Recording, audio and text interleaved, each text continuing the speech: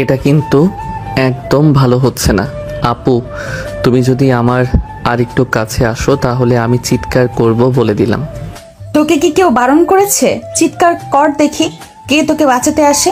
তুই হয়তো ভুলে গেছিস আব্বু আম্মু কেউ বাসায় নেই, আর কাজের লোকেরা কেউ তোকে বাঁচাতে আসবে না।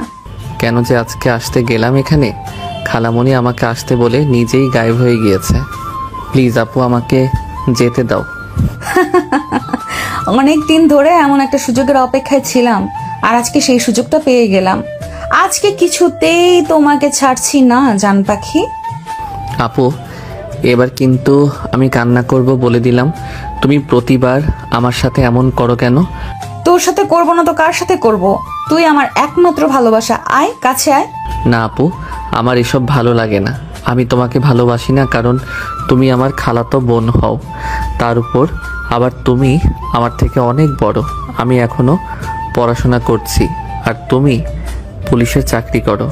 এই তোকে শেষবার বলছি, নিজের থেকে কাছে আসবি নাকি আমি আমার পিস্তল বের করব। তখন কিন্তু একদম ভালো হবে না। না, আমি তোমার কাছে যাব না। আবিরের এই কথা শুনে তিশা দ্রুত তার ডয়ের থেকে একটি পিস্তল বের করে। এটা দেখে আবিরের চোখ বড় বড় হয়ে যায়। বেচারা পালাতেও পারছে না কারণ দরজা লক করা। তিশা তখন আবিরের কাছে যায়। ভয়ে আবিরের শরীরে ঘাম দেওয়া শুরু করে। ভয়ে কিছু বলতে পারছে না। কি ব্যাপার, এখন চুপ হয়ে গেলি কেন? এবার আমি যা বলবো তাই করবি। যদি কোনো কথার অমান্য করিস তাহলে একেবারে দেখলি তো হাতে কি আছে আমার। তিশা তখন ড্রেসিং টেবিলের সামনে গিয়ে বন্দুক রেখে বিছানায় এসে বসে। আবির এখনো দেওয়ালে হেলান দিয়ে দাঁড়িয়ে আছে। তখনই তিশা বলে, ওইখানে দাঁড়িয়ে আছিস কেন? এখানে এসে বস। আবির চুপচাপ এসে বিছানায় বসে। এবার আমাকে কিস কর। আমি বলার পর আবির এসে আলতো করে আমার গালে একটা কিস করে, আবার গিয়ে বসে পড়ে। এটা দেখে তো আমার রাগ 360 ডিগ্রি হয়ে গিয়েছে। তখন আমি রেগে বলি, এটা কি করলি? আপু তুমি তো বললে কিস করতে, আমিও কিস করেছি। দূর, এটাকে কিস বলে? এদিকে আয়। আবির ধীরে ধীরে আমার কাছে এসে বসে। তখন আমি কিছু না বলে আবির মাথা ঘুরিয়ে লিপ কিস করে দেয়। তিশা আবিরের ঠোঁট জোড়া নিজের ঠোঁটে নিয়ে চুষতে লাগলো। আবিরের তো চোখ বড় বড় হয়ে গিয়েছে। সে এমন কিছু আশা করেনি। ঠিক তখনই বাড়ির মেন গেটের কলিং বেলের শব্দ শোনা যায়। তিশার বাবা মা এসে গিয়েছে। কাজের লোক দরজা খুলে দেওয়ার আগেই তিশা তাড়াতাড়ি আবিরকে ছেড়ে দেয়। তারপর গিয়ে নিজের রুমে দরজা খুলে দেয়, কারণ তারা যদি এদিকে এসে দেখে রুমে দরজা লক করা তাহলে সন্দেহ করতে পারে। দরজা খুলে তিশা আবিরের দিকে তাকাতে দেখে আবিরের ঠোঁটে তার লিপস্টিক লেগে আছে। তিশা তখন তাড়াতাড়ি গিয়ে তার ওড়না দিয়ে আবিরের ঠোঁট মুছে দিচ্ছিল। তখনই তিশার বাবা মা রুমে আসে। কি রে তৃষা, আবিরের ঠোঁটে কি হয়েছে? তুই ওর ঠোঁট মুছতেছিস কেন? আসলে খালামণি। আবির কিছু বলার আগে তিশা আবিরের মুখ চেপে ধরে। আর বুঝলাম না, তোর মুখ চেপে ধরলি কেন? আসলে বাবা, ওর হাত দিয়ে ঠোঁটে কামড়ে কেটে ফেলেছে, তাই রক্ত বেরোচ্ছিল, তাই আমি ঠোঁট মুছে দিচ্ছিলাম। সেটা বুঝলাম, কিন্তু তুই ওর মুখ চেপে ধরে আসিস কেন? আরে মা, তুমি বুঝতে পারছো না? ও এখন যত কথা বলবে ঠোঁট দিয়ে তত বেশি রক্ত বেরোবে। তোমরা তোমাদের রুমে যাও, আমি ওর ঠোঁট ঠিক করছি। ঠিক আছে, কাজ শেষ করে নিচে আয়, দুপুরের খাবার সময় হয়ে গিয়েছে। এই বলে তিশার বাবা মা রুম থেকে চলে যায়। তিশা তখন রেগে আবিরের দিকে তাকায়। এই, তুই তখন কি বলতে যাচ্ছিলি? কই আপু, আমি তো এমনি। আবিরের কথা শেষ করার আগে তার ঠোঁট দখল হয়ে যায়। 2 মিনিট পর তিশা ছেড়ে দেয়। তারপর আবার তার ওড়না দিয়ে আবিরের ঠোঁট মুছে দেয় হাসতে হাসতে। দর্শক, এদের কাণ্ড দেখে তো আমার হাসতে হাসতে পেট ব্যথা হয়ে যাচ্ছে। আচ্ছা চলুন গল্পে ফিরি। আবির তিশার এসব কাণ্ড দেখে রেগে যায়। তখন আবির বলে, তুমি একটা পাগলি, আর আমি আর এক মুহূর্ত এখানে থাকবো না। তুমি আমার সাথে এভাবে জোর করতে পারো না। আমি এক্ষুনি চলে যাব। আবির দ্রুত পায়ে রুমের দরজা পর্যন্ত হেঁটে যায়, কিন্তু দরজা খুলতে যাবে ঠিক তখনই তিশা পেছন থেকে এসে তার হাত ধরে ফেলে। তিশার চোখে তখন রাগের বদলে একরাশ দুষ্টামি এবং ভালোবাসার মিশ্রণ। দরজা খুলে বাইরে গেলেই তোর ঠোঁটের বাকি লিপস্টিকটা সবাই দেখতে পাবে। আর তখন কি বলবি? আমার খালাতো বোন, যিনি একজন পুলিশ অফিসার, তিনি আমাকে জোর করে কিস করেছেন। সবাই বিশ্বাস করবে তোকে, নাকি তোর খালামণির টেনশনে অসুস্থ হয়ে পড়বেন? তিশা কথা শুনে আবির থেমে যায়। সে জানে তিশা যেটা বলছে সেটা মিথ্যে নয়। তার খালামণিকে সে কোনো বিপদে ফেলতে চায় না। আবির তখন মাথা নিচু করে দরজার দিকে পিঠ দিয়ে দাঁড়িয়ে থাকে। আমার কাছে তোমার কোনো দুর্বলতা নেই, তাই না? আমি যাই বলি তুমি শুধু আমাকে কষ্ট দাও। আবিরকে ঘুরিয়ে নিচের দিকে নিয়ে এসে নরম করে আবিরের গাল ছুঁয়ে দিয়ে বলে, দুর্বলতা আছে। তুই আমার একমাত্র দুর্বলতা। তুই রেগে থাকলে, মুখ ভার করে থাকলে আমার খুব কষ্ট হয়, কিন্তু তোকে এইভাবে না খেপিয়ে যে আমার থাকতে ইচ্ছে করে না। কি করব বল? এসব ভালোবাসার ভান আমার সামনে আর করবে না। তোমার এই ভালোবাসা মানে হলো জোর। তোমার এই ভালোবাসা মানে হলো শুধু নিজের ইচ্ছা পূরণ করা। তিশা হঠাৎ করে গম্ভীর হয়ে যায়। আবিরের কথাগুলো তার বুকে গিয়ে লাগে। সে কিছুটা সরে গিয়ে আবিরের কাঁধে আলতো করে হাত রাখে। তুই আমার চোখের দিকে তাকা আবির। তুই কি সত্যি মনে করিস আমি তোকে শুধু কষ্ট দেওয়ার জন্য এসব করি? তুই যখন আমায় আপু বলে ডাকিস, তখন আমার বুকের ভেতরটা কেমন মুচড়ে ওঠে। তুই বুঝিস না আমি তোকে চাই আবির, আমার রোমান্টিক স্ত্রী হিসেবে চাই। আমার জীবনের প্রতিটা সকাল সন্ধ্যায় তোকে চাই। তুমি চাইলেই তো আর হবে না আপু। তুমি ভুলে যাচ্ছ আমরা কাজিন। আর তোমার মতো একজন সিনিয়র পুলিশ অফিসারের পাশে একজন কলেজ পড়ুয়া ছেলে মানায় না। আবিরের এই কথাগুলো যেন তিশাকে আঘাত করার জন্যই বলা হলো। তিশা একটু পিছিয়ে যায়, তারপর শান্ত কিন্তু তীক্ষ্ণ দৃষ্টিতে আবিরের দিকে তাকায়। আমি তৃষা, পুলিশের ইউনিফর্ম আমার পেশা, কিন্তু আমার হৃদয় তোকে ছাড়া অন্য কাউকে চেনে না।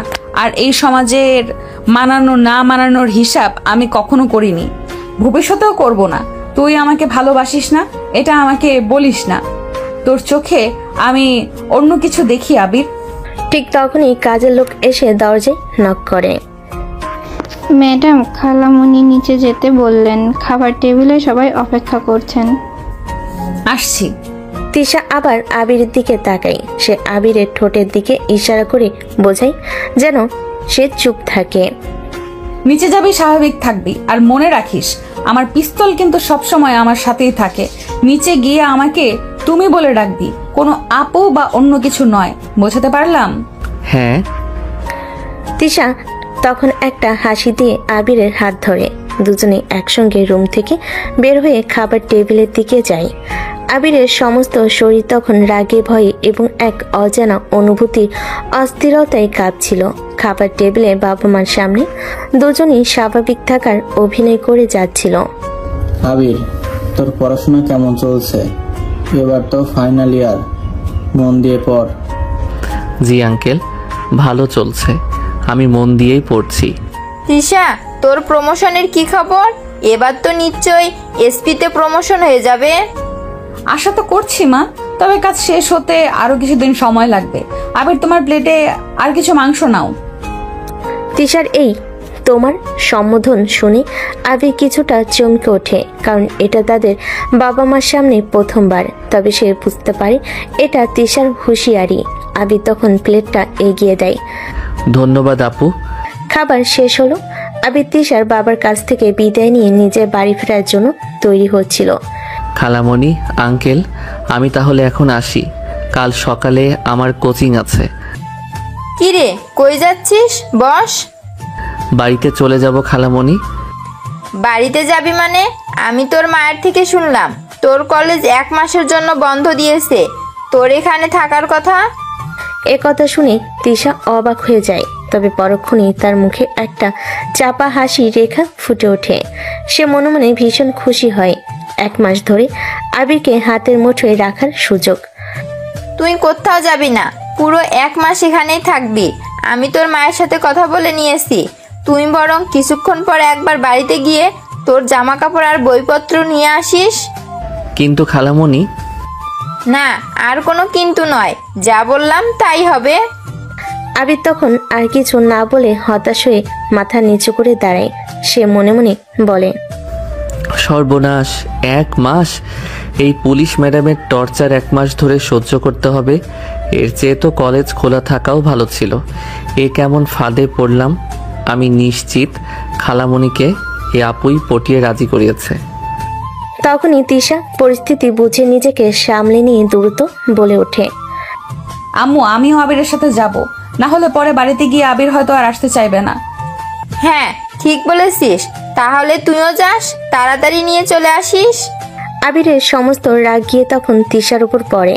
আবির মনে মনে বলে, যা ভেবেছি তাই।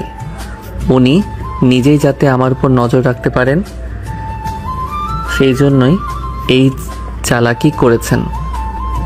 পুলিশ অফিসার তো সব সময় শুধু নিজের সুবিধার কথা ভাবে। আমার কপালে কি আছে কে জানে। তিশা তখন একটা হাসি দিয়ে আবিরের হাত ধরে একসঙ্গে দুজনে রুম থেকে বের হয়ে মেন গেটের দিকে হাঁটতে থাকে। এটা কি শুরু করলে? আমাকে তোমার নজরদারির মধ্যে রাখবে বলে এমন একটা নাটক করলে। তুমি আমার সম্পত্তি, তাই নজরদারি তো করতেই হবে। আর শোনো, তুমি যদি আমার সাথে 1 মাস থাকো তাহলে কালকে তোমার কলেজে যাওয়ার দরকার নেই। আমি তোমাকে আমার মতো করে পড়াবো। তিশা তার ঠোঁটে লেগে থাকা লিপস্টিক মুছে আবিরের ঠোঁটে আলতো করে লাগিয়ে দেয়, তারপর দ্রুত সরে যায়। চল তাড়াতাড়ি তোমার জিনিসপত্র নিয়ে আসি। আর একটা কথা, এই 1 মাস আমার সাথে ঝগড়া না করে যদি একটু প্রেম করো তাহলে তোমার সাথে আমার পুলিশি আচরণ একটু কম দেখাবো, কেমন? আবির রাগে, অপমানে এবং এক ধরনের অদ্ভুত অস্থিরতায় কাঁপতে কাঁপতে তিশার সাথে বাড়ির দিকে রওনা হয়। সে জানে সামনে 1 মাস তার জীবনের সবচেয়ে কঠিন এবং রোমান্টিক সময় হতে চলেছে। আবির তখন রাগে ফুঁসতে ফুঁসতে গাড়ির সিটে বসেছিল। রাস্তার দৃশ্যের চেয়ে তার মাথায় বেশি ঘুরছিল তিশার ঠোঁটে লিপস্টিক আর তুমি আমার সম্পত্তি কথাটি।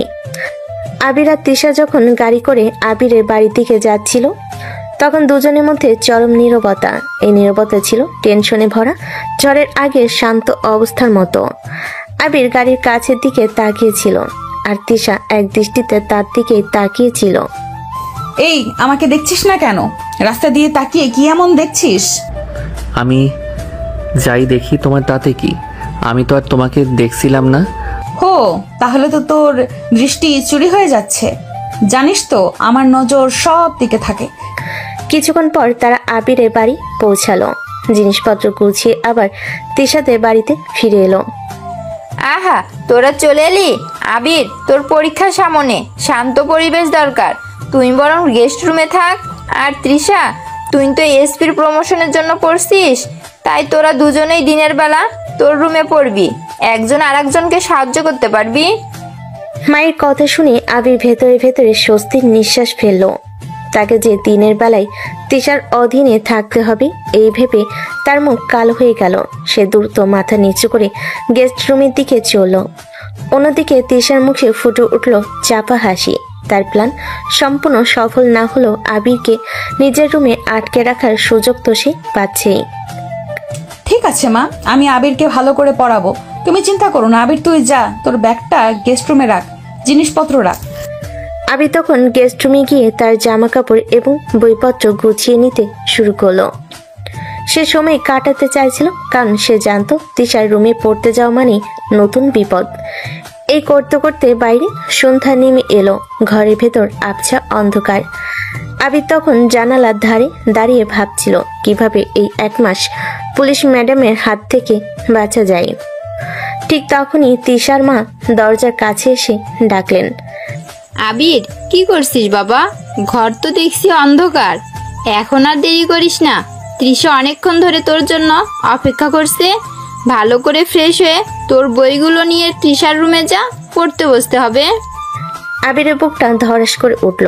সে জানে তার মুক্তি আর নেই। সে তার বইপত্রগুলো হাতে নিয়ে চরম বিরক্তি আর ভয় নিয়ে তিশার রুমের দিকে রওনা হলো। আবির তখন দেখলো তিশা তার টেবিলের পাশে বসে আছে, একটা ফ্যান্সি টপস আর জিন্স পরে। আবিরকে দেখে সে মিষ্টি হাসলো। আসো আসো মাই ডিয়ার স্টুডেন্ট, আমি তো তোমার জন্যই অপেক্ষা করছিলাম। আসতে এত দেরি করলি কেন? আমার জন্য অপেক্ষা করছিলে মানে? তুমি না বলেছিলে তুমি এসপির জন্য পড়াশোনা করবে? হ্যাঁ, তবে আমার সব থেকে কঠিন পরীক্ষাটা হলো তোকে ভালোবাসা। আর এই পরীক্ষায় পাশ করতে হলে আমাকে আরো বেশি করে অনুশীলন করতে হবে বস। আবির স্টাডি টেবিলে বসতে যাবে, ঠিক তখনই তিশা উঠে গিয়ে দরজাটা ভেতর থেকে লক করে দিল। তুমি আবার দরজা লক করলে কেন? মা বাবা কিছু মনে করতে পারেন। পড়ার সময় কেউ যেন বিরক্ত না করে, তাই এটা আমার স্টাডি রুল। আর শোন, এখন থেকে এই রুমে তুই যখনই থাকবি এই নিয়মগুলো মেনে চলতে হবে, না মানলে তার জন্য থাকবে বিশেষ শাস্তি। কি রকম শাস্তি? যদি তুই আমাকে তুমি ছাড়া অন্য কিছু ডাকিস বা আমার কোনো কথা অমান্য করিস, তাহলে আমি তোর গেস্ট রুমের দরজা খুলে দেব না। তোকে এই বিশাল বিছানায় আমার সাথে থাকতে হবে, আর তখন কোনো বালিশের বর্ডার কাজ করবে না। আবির ভয়ে চেয়ারে বসে পড়ল, তার মুখের রং ফ্যাকাশে হয়ে গিয়েছে। তুমি আমাকে এভাবে জোর করতে পারো না। তিশা টেবিলের উপর থেকে আবিরের হাত ধরে তাতে আলতো করে একটি চুমু এঁকে দেয়। জানি পারি জান পাখি, কারণ আমি তোমার পুলিশ ম্যাডাম, আর তুই এই 1 মাসের জন্য আমার রোমান্টিক জেলের কয়েদি। এখন থেকে আমার প্রতিটি কথা শুনবি। এখন পড়া শুরু করার আগে আমাকে একটা কিস কর, এটা তোর হোমওয়ার্ক। আবির তখন কোনো উপায় না দেখে ভীরুভাবে তিশার দিকে এগিয়ে যায়। সে জানে এই 1 মাস তার জীবন শুধু বইয়ের পাতায় নয়, তিশার ভালোবাসার জটিল আইনে বাধা পড়ে গেছে। তো পাঠকটা কি মনে হচ্ছে, এই পুলিশ ম্যাডামের রোমান্টিক অত্যাচার কি আবির 1 মাস সহ্য করতে পারবে, নাকি নিজের প্রেমে আত্মসমর্পণ করবে? তিশার দেওয়া হোমওয়ার্ক কিসের নির্দেশ শুনে আবিরের গলা শুকিয়ে কাঠ হয়ে গেল। সে জানে এই পুলিশ ম্যাডামের কাছ থেকে সামান্য চুমু আশা করা ভুল, কিন্তু দরজা লক করা। তার সামনে বসে আছে একজন সিনিয়র অফিসার, যার হাতে পিস্তল না থাকুক মন ভাঙ্গার মতো কঠিন আইন আছে। আবির ধীরে ধীরে এগিয়ে গেল। তুমি সন্তুষ্ট হবে তো? সেটা তো নির্ভর করছে তোর পারফরমেন্সের উপর। আয়। আবির নিচু হয়ে আলতো করে তিশার গালে ঠোঁট ছোঁয়ালো, যেমনটা সে দুপুরে করেছিল। কিন্তু এবার তিশা প্রস্তুত ছিল। মুহূর্তেই তিশা আবিরের শার্টের কলার ধরে সজোরে টেনে নিজের দিকে নিয়ে এলো। আবির কিছু বোঝার আগে তিশার উষ্ণ ঠোঁট তার ঠোঁটের উপর চেপে বসলো। তিশা এবার আর ছেড়ে দেওয়ার পাত্রী নয়। সে যেন তার সমস্ত অধিকার, সমস্ত রাগ আর সমস্ত ভালোবাসা দিয়ে আবিরের ঠোঁট জোড়া নিজের দখলে নিয়ে নিয়েছে। আবির প্রথমে অবাক হলো তিশার হঠাৎ এই তীব্র আগ্রাসনে। সে চোখ বন্ধ করে নিজেকে সঁপে দিল। প্রায় 1 মিনিট পর তিশা হাঁপাতে হাঁপাতে আবিরকে ছেড়ে দিল। আবিরের ঠোঁটে তখন তার লিপস্টিকের গাঢ় লাল রং। আবির দ্রুত শ্বাস নিতে নিতে চোখ খুলো। এবার হলো পারফেক্ট হোমওয়ার্ক কিস। মনে রাখবি পরীক্ষায় এমনটাই করতে হবে। এখন বস, চল মন দিয়ে পড়ি। তোর পড়া আমার পড়া দুটোই দরকার। আবির মাথা নিচু করে টেবিলে গিয়ে বসলো। সে জানে তার আর কোনো মনোযোগ বাকি নেই। তার সমস্ত শরীর এখনো তিশার ঠোঁটের উষ্ণতা নিয়ে কাঁপছে। তার দুজনে টেবিলে বসে বই খুলল। আবির ইতিহাসের পাতা উল্টাতে শুরু করলো, কিন্তু তার চোখ বারবার তিশার দিকে চলে যাচ্ছিল। তখন আবির মনে মনে বলে, উফ, এই পাগলির সাথে কিভাবে মন দিয়ে পড়বো? এই তুই উপরের দিকে তাকিয়ে কি ভাবছিস? ভালো করে মন দিয়ে পড়, সামনে পরীক্ষা। আমি তো পড়ছি, তুমি শুধু শুধু। আবির সম্পূর্ণ কথা শেষ করার আগেই তিশা হঠাৎ করে উঠে এসে আবিরের চেয়ারের পেছনে দাঁড়ালো। সে তার হাত দুটি আবিরের কাঁধের উপর দিয়ে নিয়ে এসে বইয়ের একটি লাইন দেখানোর ভান করলো। আবিরের পুরো পিঠ তখন তিশার শরীরের উষ্ণতায় ডুবে গেল। এই লাইনটা দেখ, জোর করে ভালোবাসার সংজ্ঞা এখানে দেওয়া আছে। তুই কি বুঝতে পারছিস? কই না তো, আমি তো পড়ছিলাম। এই যে এটাকেই বলে জোর করে কাছে আনা। আর তুই যখন আমার কথা অমান্য করবি, তখন তোর সাথে আমি ঠিক এভাবেই পড়বো। মনে রাখিস, আমার কাছে তোর প্রতিটি নিঃশ্বাসও একটি অপরাধ হতে পারে, যার শাস্তি কেবলই রোমান্টিক। আবির এত জোরে মাথা নাড়ল যে তিশার হাতের সঙ্গে তার কপাল প্রায় ধাক্কা খেলো।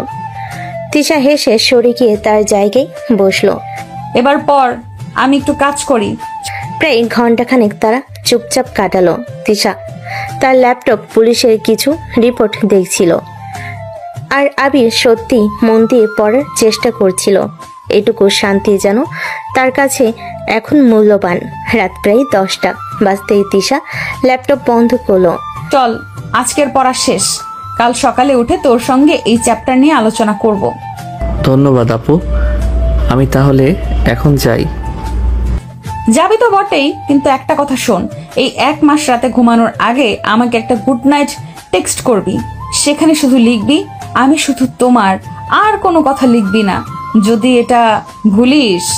তিশা দরজা খুলে আবির দিকে এমনভাবে তাকালো যেন সে এখনই তাকে গ্রেপ্তার করতে পারে। কাল তোর পড়াশোনা শুরু হবে সকাল 6টায়, আর সেই ক্লাস হবে আমার বেডে। না না, আমি লিখব, অবশ্যই লিখব। আবির আর এক মুহূর্ত অপেক্ষা করলো না। সে দ্রুত তিশার রুম থেকে বেরিয়ে গেস্ট রুমের দিকে দৌড় দিল। রুমের দরজা বন্ধ করে সে হাঁপ ছেড়ে বাঁচল। আলমারিতে হেলান দিয়ে দাঁড়িয়ে সে ভাবছিল এই 1 মাস কি সে সত্যি একজন পুলিশ অফিসারের রোমান্টিক অত্যাচারের শিকার হতে চলেছে, নাকি এই জোরে ভালোবাসায় তারও কোনো দুর্বলতা তৈরি হবে। আবির সবে জামা কাপড় পাল্টে বিছানায় শুয়েছে, ঠিক তখনই তার ফোন ভাইব্রেট করে উঠল। তিশার মেসেজ। আবির দ্রুত ফোনটা হাতে নিল। মেসেজটি ছিল এমন: তুই কি ভুলে গেলি তোকে কি বলেছিলাম? গুড নাইট টেক্সট কই? ভাবিস না গেস্ট রুমে তুই একা আছিস, আমার নজর সব জায়গায় থাকে। আবির বুক ধরফর করে উঠল। আবির বিছানায় বসে পড়ল। তার বুঝতে বাকি রইল না এই 1 মাস তার জন্য ভয়ঙ্কর রোমান্টিক কারাগার। সে অনিচ্ছা সত্ত্বেও মেসেজ পাঠালো: আমি শুধু তোমার। এই তো আমার লক্ষ্মী জামাই, গুড নাইট, স্বপ্নে ভালো দেখা হবে। সারা তিশার দেওয়া আমি শুধু তোমার টেক্সের ধকল আর গেস্ট রুমে দরজা লক করা দুশ্চিন্তায় আবিরে ঘুম আসেনি। ভোরের দিকে ক্লান্তিতে সে একটু ঘুমিয়েছিল, কিন্তু যখন তার ঘুম ভাঙল তখন ঘড়িতে বাজে সকাল 9টা। আবিরের চোখ খোলা মাত্রই তার হৃৎপিণ্ড যেন লাফিয়ে উঠল। সে গেস্ট রুমে নেই। আবির দ্রুত চারিদিকে তাকাল। সে ঘুমিয়ে আছে তিশার বুকের উপর এবং তার একটি হাত তিশাকে জড়িয়ে আছে। এই দৃশ্য দেখে আবির লাফিয়ে বিছানায় উঠে বসলো। তার এই নড়চড়ে তিশার ঘুমও ভেঙে গেল। এই তুই উঠে পড়লি কেন? আরামের ঘুমটা ভেঙে দিলি। তুমি এখানে কি করছো আপু? আর আমি তোমার বুকের উপর কি করছি? আপু শব্দটি শোনা মাত্রই তিশার মুখের হাসিটা কিছুটা কঠোর হলো, কিন্তু সে তার পুলিশি মেজাজকে নিয়ন্ত্রণ করলো। তুই কি ভুলে গিয়েছিলি তোকে যে আমি বলেছিলাম আজকে সকাল 6টা থেকে পড়তে বসার কথা ছিল? তোকে উঠাতে এসে দেখি তুই ঘুমাচ্ছিস, তাই তখন আর তোকে না উঠিয়ে তোর পাশে একটু ঘুমিয়ে পড়ি। এরপর তোর কোলবালিশটা সরিয়ে দেওয়ার পর তুই নিজেই আমাকে জড়িয়ে ধরেছিস। কথা শেষ করে আমি আবিরের গাল টিপে দিলাম। একটু লজ্জা লাগছিল, কিন্তু লজ্জা কাটিয়ে আবার বললাম, তোর সাথে ঘুমাতে যে এত শান্তি তা আগে জানতাম না। এখন থেকে রোজ তোর সাথে ঘুমাবো। আপু তুমি কি পাগল হয়ে গিয়েছো? এসব কি বলছো? তুমি আমার খালাতো বোন, আর তুমি এই আমার সামনে আপু ডাকবে না বলেছিলাম না? আর হ্যাঁ, আমি তোর প্রেমে পাগল হয়ে গিয়েছি, এটাই সত্যি। এখন আর কথা নয়, আমার থানায় যাওয়ার সময় হয়ে গিয়েছে। তুই ফ্রেশ হয়ে নিচে আয়। আবির মাথা নিচু করে বসলো। তার এখন প্রতিবাদ করার সাহস নেই। সে বুঝলো তিশা নিজেই গেস্ট রুমে দরজা খুলে এই নাটক করেছে। তিশা দ্রুত উঠে ফ্রেশ হয়ে ইউনিফর্ম পরে নিল।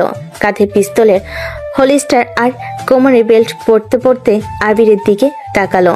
শোন, নিচে গিয়ে স্বাভাবিক থাকবি, আর মনে রাখিস আজকের দিনের জন্য তোর স্টাডি রুলস গুলো এখনো প্রযোজ্য।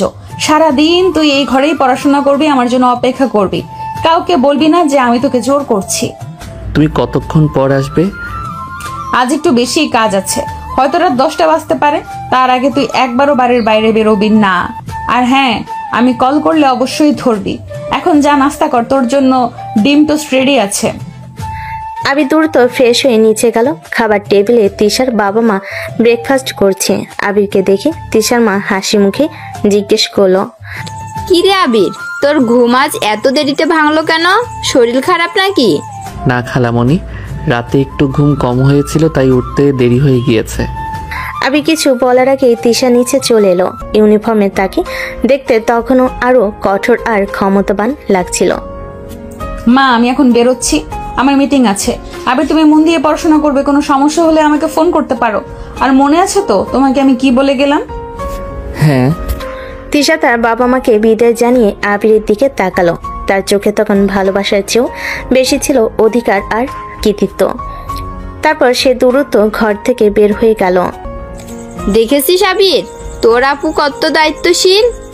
ওর চাকরির চাপ, আবার তোর পড়ারও চিন্তা। আবির কেবল টোস্টে কামড় দিল। তার মনে হলো যেন সে টোস্ট খাচ্ছে না, খাচ্ছে একটা কয়েদি জীবনের প্রথম দিনের সকালের অপমান। তিশা চলে যাওয়ার পর আবির যেন কিছুটা স্বস্তির নিঃশ্বাস ফেলল, কিন্তু সেই স্বস্তি বেশিক্ষণ স্থায়ী হলো না। এই বিশাল বাড়িটা যেন এখন একটা নির্জন কারাগার, আর আবির তার একমাত্র কয়েদি। অনিচ্ছা সত্ত্বেও সে তিশার রুমে ঢুকলো। আবির জানে পড়াশোনা করার চেয়েও এখানে বেশি দরকার তিশার অনুপস্থিতি, সুযোগ নিজেকে শান্ত করা।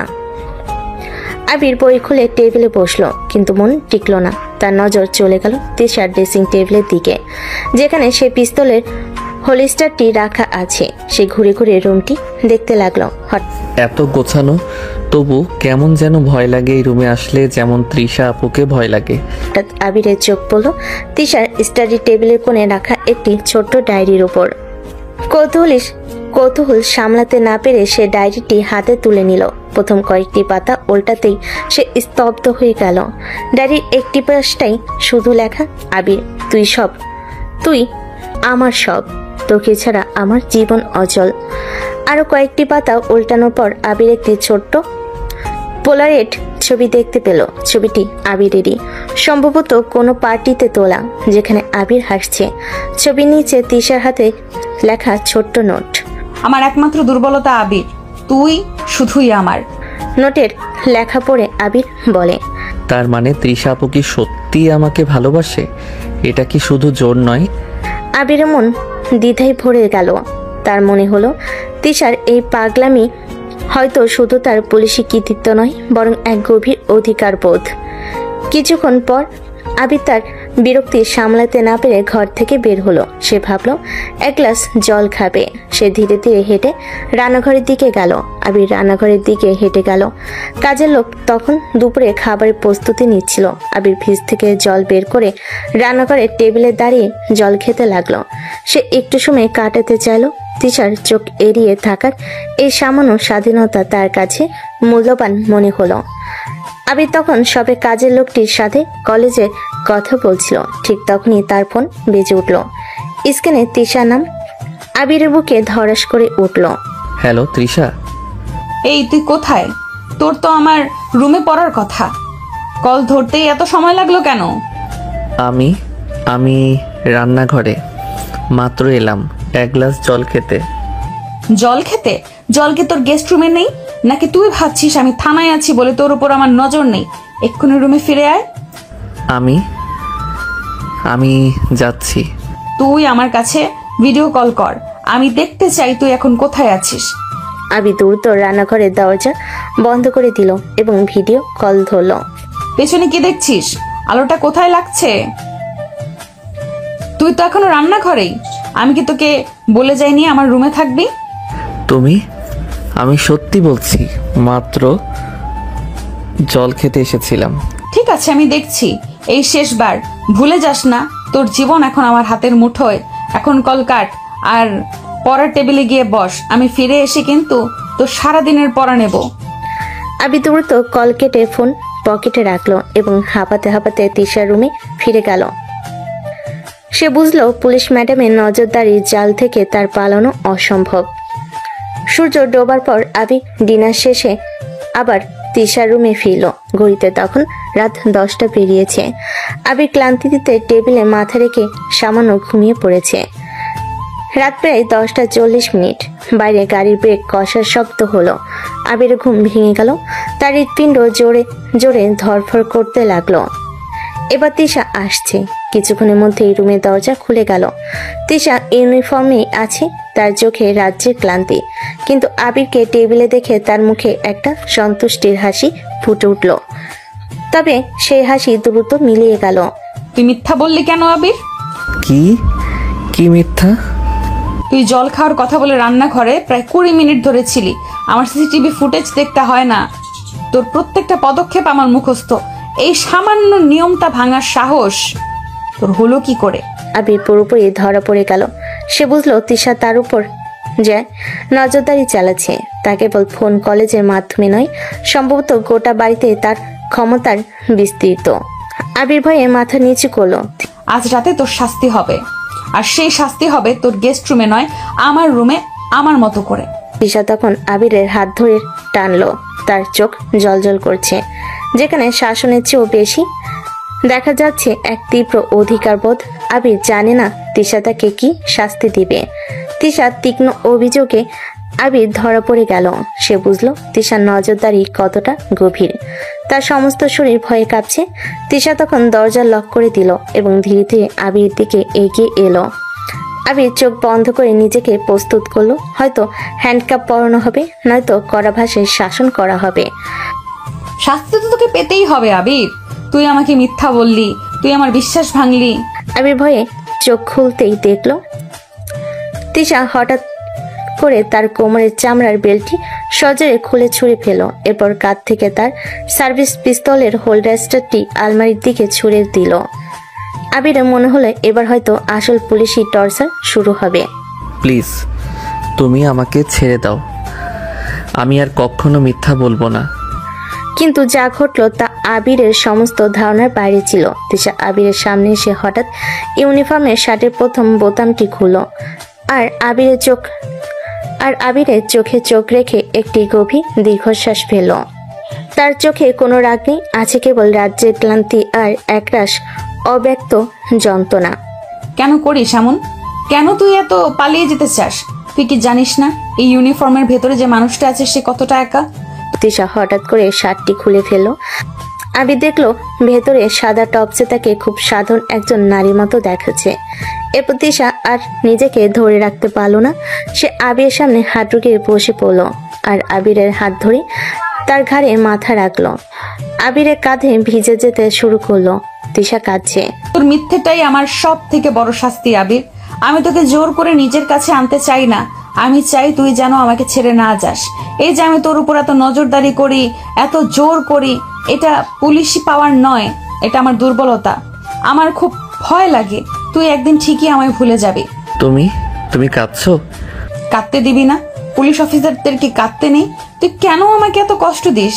যখন তুই আমাকে ছেড়ে অন্য রুমে যাস আমার মনে হয় আমি সব হারিয়ে ফেলেছি। তোর ভালোবাসা না পেলে আমার চাকরি, আমার প্রমোশন সব অর্থহীন।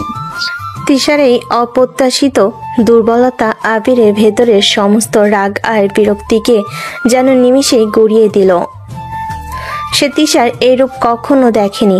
সম্পূর্ণ নিরস্ত্র, সম্পূর্ণভাবে তার উপর নির্ভরশীল। আবিরের মনটা হঠাৎ করে নরম হয়ে গেল। তার আর কোনো ভয় রইল না। আবির আলতো করে তিশার চুলে হাত বুলিয়ে দিতে দিতে বলল, তুমি আমাকে জড়িয়ে ধরো। আবিরের এই কথা শুনে তিশা দ্রুত উঠে দাঁড়ালো এবং তাকে দুহাত দিয়ে জড়িয়ে ধরলো। এই আলিঙ্গনে ছিল না কোনো জোরের বা শাসনের। এটা ছিল একজন প্রেমিকার আশ্রয় খোঁজার আলিঙ্গন। আবিরও স্বতঃস্ফূর্তভাবে তাকে জাপটে ধরল। আজ রাতে তোর এটাই শাস্তি। কি শাস্তি? আবির। তিশা আবিরের ঠোঁটে একটি নরম চুমু দিয়ে বলে, তোর সমস্ত পড়াশোনা, তোর সমস্ত ঘুম সব বন্ধ। আজ রাতে তুই আমার পাশে ঘুমাবি, আর শাস্তি হিসেবে তোকে সারা রাত আমার দুর্বলতা পাহারা দিতে হবে। কোনো কথা বলবি না, কোনো প্রতিবাদও করবি না, শুধু আমায় আঁকড়ে ধরে রাখবি। তুই যখন আমার কাছে থাকিস তখনই আমি শান্তি পাই। আবির দীর্ঘশ্বাস ফেলে। কোনো প্রতিবাদ করে না। প্রতিবাদ করে লাভই বা কি? আবির তো আর কোনো ফলাফল পায় না। তিশা যেটা বলে সেটাই করতে হয়। আবির তখন বাধ্য হয়ে বলে, ঠিক আছে। আর শোন, আজ সকালে তুই যে ভুলটা করেছিলি, আপু ডেকেছিলি, সে ভুলের জন্য তোর শাস্তি আছে। কি শাস্তি? এখন থেকে সকালে আর রাতে তুই আমাকে ঘুম থেকে উঠে বা ঘুমাতে যাওয়ার আগে দুবার করে আই লাভ ইউ বলবি। এটা তোর কর্তব্য। এখন চল আমার রুমে। আবির তখন পুরোপুরি নিরস্ত্র। তার প্রতিরোধ ভেঙে চুরমার হয়ে গেছে। যে পুলিশ ম্যাডামের হাত থেকে সে পালাতে চাইছিল, এখন তার দুর্বলতাকে আঁকড়ে ধরে থাকতে তার আর কোনো আপত্তি নেই। আবির বুঝলো তিশার এই রোমান্টিক শাস্তি শুধু তার প্রেমের ফাঁদ নয়, বরং এক অদ্ভুত আসক্তি। তিশার হাত ধরে আবির তার গেস্ট রুমের দরজা লক করে দিল এবং তিশার বেডরুমের দিকে এগিয়ে গেল। আবির তখন পুরোপুরি নিরস্ত্র। সে তিশার হাত ধরে গেস্ট রুমের দরজা লক করে দিল এবং তিশার রুমের দিকে যেতে শুরু করলো। কিন্তু তিশার রুমের দরজার কাছে তার ভেতরের সামাজিক ভয়টা মাথা চাড়া দিয়ে উঠল। তুমি 1 মিনিট দাঁড়াও। তোমার রুমে গেলে যদি খালামণি বা খালু দেখে ফেলেন তাহলে তো ওনারা কি ভাববেন? তুমি আমার খালাতো বোন আর আমি কলেজের ছাত্র। এই মধ্যরাতে ভয় পাচ্ছিস? তুই কি ভাবিস তোর পুলিশ ম্যাডাম এত সাধারণ ভুল করবে? চল আগে ভেতরে আয়। তিশা দরজা খুলে আবিরকে ভেতরে ঢুকিয়ে দিয়ে দরজাটা লক করে দিল। এরপর সে আবিরের কাছে এগিয়ে এলো। তার চোখে তখনও শাসনার অধিকারের মিশ্রণ। শোন, প্রথমত এই রুমটা এখন আমার হাই সিকিউরিটি জোন। তুই জানিস না আমার বাবা মা আমাকে কত শ্রদ্ধা করেন। আমার যখন দরকার হয় তখন আমার বাবা মাও এই রুমে ঢুকার আগে নক করেন। কিন্তু মাঝরাতে যদি ওনারা চুপ, মাঝরাতে কেউ আসে না। আর যদি ভুল করেও কেউ আসে, তোর পুলিশ ম্যাডামের একটা ব্যাকআপ প্ল্যান আছে। কি প্ল্যান?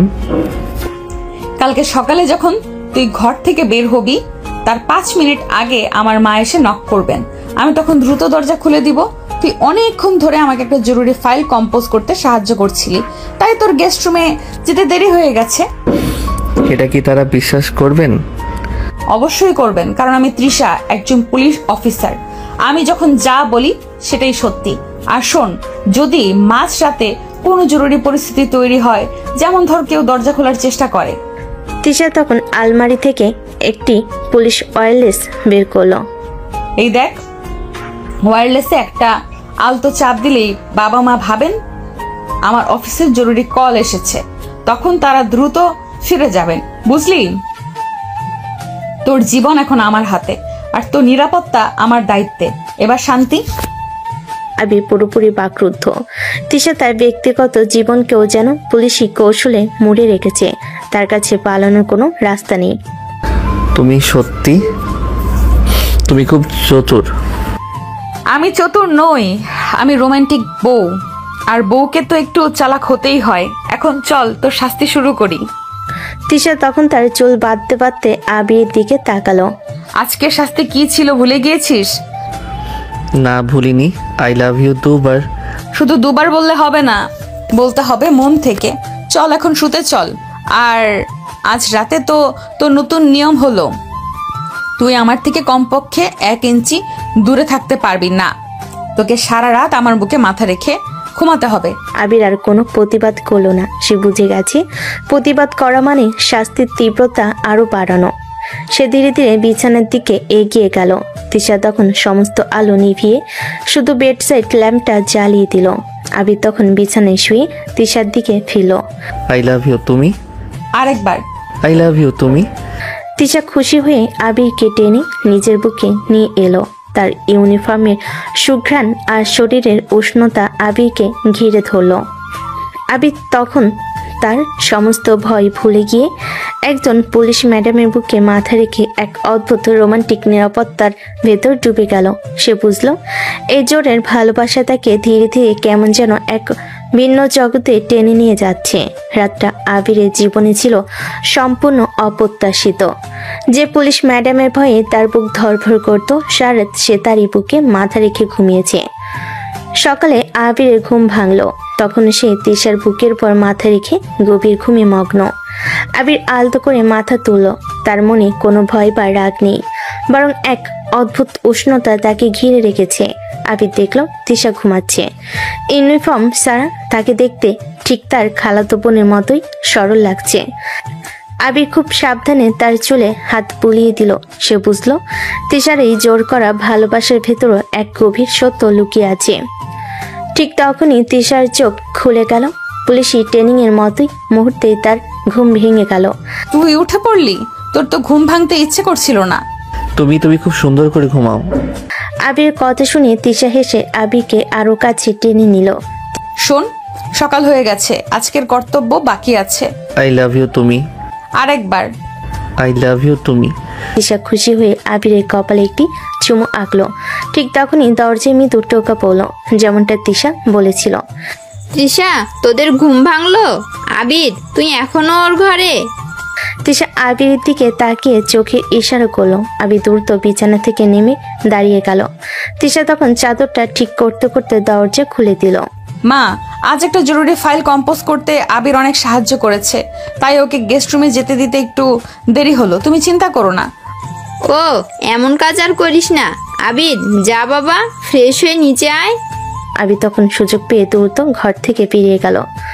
তার সারা শরীরে তখনও তিশার শরীরে সুঘ্রাণ লেগে আছে। সে বুঝলো তিশার হাই সিকিউরিটি জোন প্ল্যানটা নিখুঁতভাবে কাজ করেছে।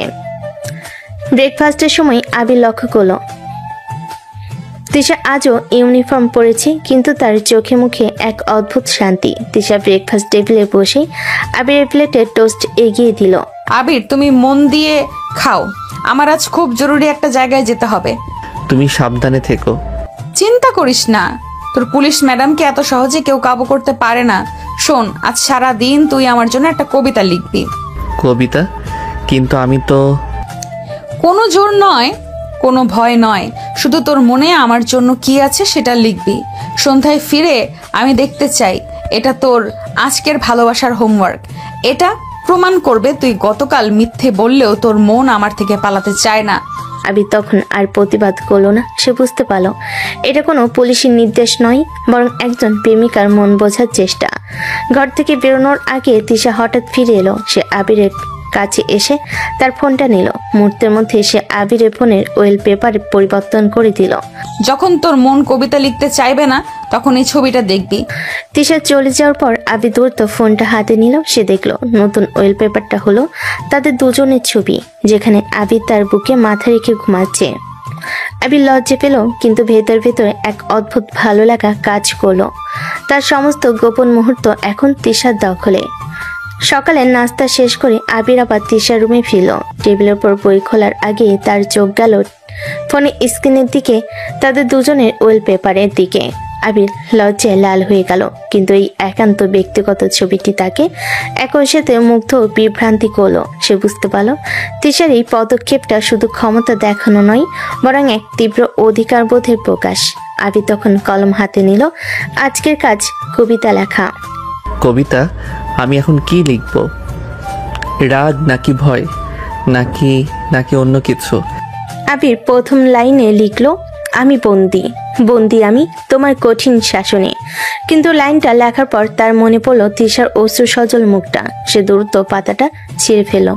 আবির তখন মনে মনে বলে, এই পুলিশ ম্যাডামের জন্যই তো আমি এত ভয় পাচ্ছি।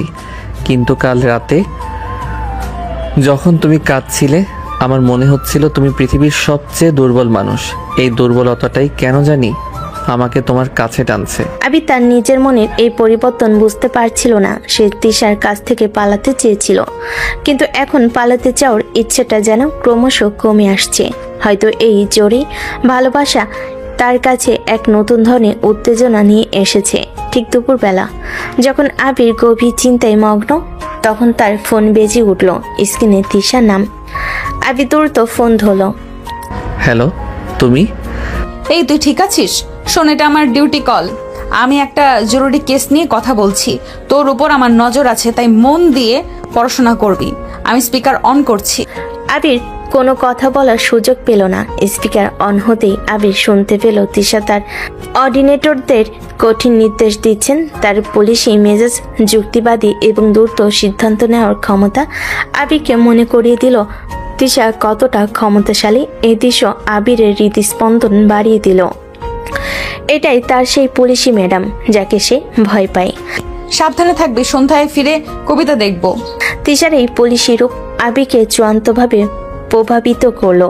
সে বুঝলো কবিতা না লেখা মানে এক কঠিন শাস্তি, যা আর শুধু মিষ্টি রোমান্টিক থাকবে না। আবির তখন কলম হাতে নিয়ে লিখতে শুরু করলো। এভাবে তার লেখাটা এসেছে তার মনের গভীরের দ্বন্দ্ব থেকে। সন্ধ্যা নামার ঠিক আগে আবির তার কবিতাটি শেষ করলো। এটা সম্পূর্ণ আত্মসমর্পণ নয়, কিন্তু এক কঠিন সমঝোতা। কবিতাটি এমন ছিল। সীমানা টানো, তবু বাঁধন কেন? আমি জানি তুমি কঠিন হাতে শাসন করো, তবু তোমার চোখের জলে আমি মুক্তি খুঁজি। তুমি আমার বিচারক নও, তুমি আমার আলো। জোর করে কাছে আসা, তবু দূরে থাকা হলো না। তোমার পুলিশি নিয়মে আমি কয়েদি, আমার মুক্তি শুধু তোমার বুকে। এই জোরের ভালোবাসায় আমার সব থেকে বড় ভুল, আর এই ভুলটাই আমার জীবনের নতুন পথ। বাহ বাহ বাহ, কি কবিতা লিখলো আমাদের নায়ক।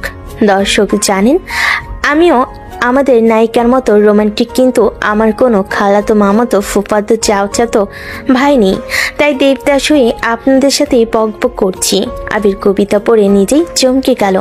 সে স্বীকার করুক বা না করুক, তার মন এখন আর সম্পূর্ণ প্রতিবাদী নয়। সে যেন ধীরে ধীরে তিশার ভালোবাসাকে গ্রহণ করতে শুরু করেছে। রাত তখন প্রায় 9টা। আবির কবিতার পাতাটা সাবধানে টেবিলের উপর রাখলো এবং বহু গুছিয়ে স্বাভাবিক থাকার চেষ্টা করলো। বাইরে গাড়ির শব্দ শোনা গেল। তিশা এসেছে। আবিরের হৃৎপিণ্ড জোরে জোরে ধরফর করছে। এবার ভয়ে নয়, এক গভীর উত্তেজনায়। রাত তখন প্রায় 11:15।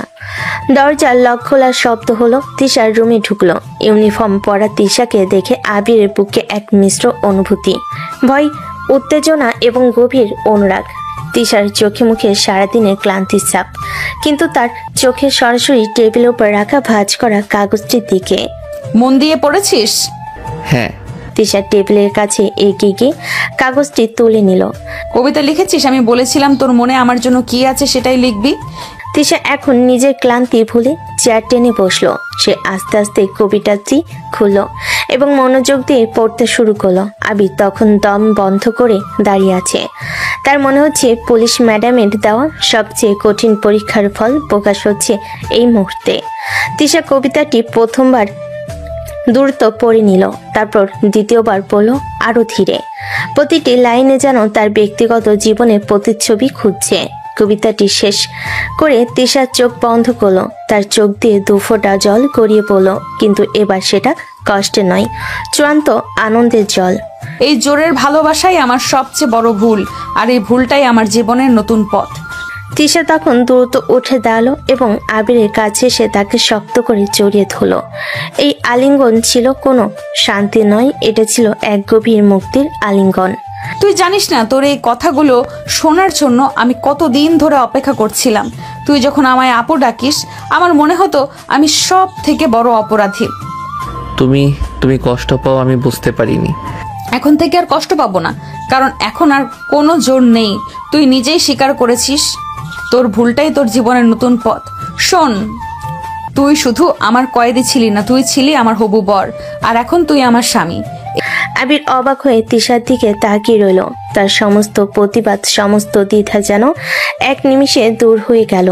তিশা আলমারি খুলে একটি ছোট্ট সোনার চেন বের করলো। তাতে একটি সাধারণ কিন্তু সুন্দর লকেট ঝোলানো। এই দেখ, এটা আজ থেকে তোর। এটা কোনো উপহার নয়, এটা তোর উপর আমার ভালোবাসার সিলমোহর। তিশা তখন নিজের হাতে আবিরের গলায় সেই চেনটা পরিয়ে দিল।